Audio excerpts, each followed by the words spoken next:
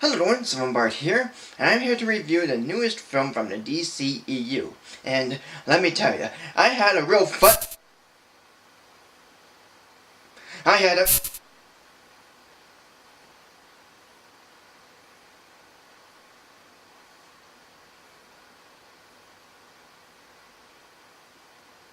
Hands, lightning from my hands, lightning from my hands.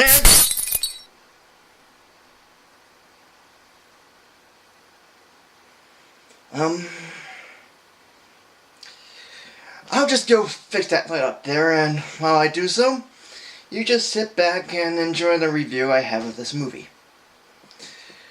See ya then.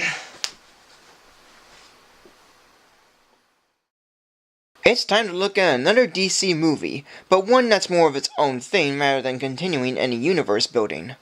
It's the superhero action comedy that's aware of the gimmicks, yet still is a superhero flick, Shazam, based on the characters from DC Comics and created by C.C. Beck and Bill Parker. The story, set in Philadelphia, is of a teenage boy named Billy Batson, who's been trying to find his real mother since he was a kid.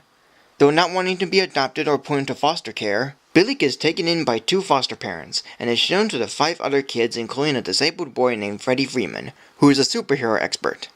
But after facing 2 bullies who were picking on Freddie, Billy runs away from the bullies and onto a subway, where he's transported to a place in which an old wizard, calling himself Shazam, has summoned Billy to take his powers and use them for good. Thus, by saying the wizard's name, Billy transforms into an adult superhero with the powers of the Greek gods, but still has his teenage mind. Being given this, Billy explains it with Freddie and both get excited when finding out what powers Billy has, and they test them out via stopping robberies and recording test footage. But Billy gets carried away with his powers and uses it for his own benefit, yet occasionally helping those in need. All while Freddie and the other foster kids try to help Billy discover who his real family is. And in the meantime, a scientist named Dr. Thaddeus Sivian tries to find Billy so he can take his powers, as he's being used by the evil powers of the 7 deadly sins. Director David Sandberg has made a superhero flick that has a decent amount of action and even comedy, with a touch of heart as well, that has alright characters, a fine story, and good effects. But at the same time is not as engaging as many people would say.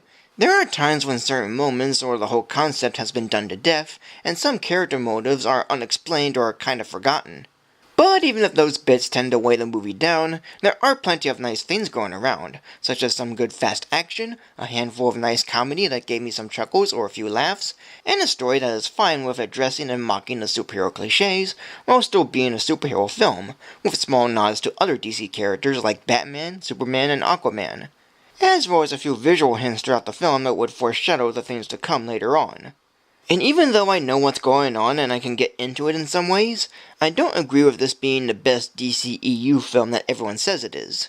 Overall, it's a nice and kind of fun DC flick, but it's not as great or deserving to be the best. So today I'm giving this movie a rating of 2.5+ stars. Alright, I got the light bulb fixed, so let's see if it works. Alright, job well done. And that is it. So thank you for joining me. Like, comment, subscribe, follow me on Facebook or Twitter, support me on Patreon, and do it next time with my 500 subscriber video. Hands, lightning from my hands, lightning from my hands. No, not again.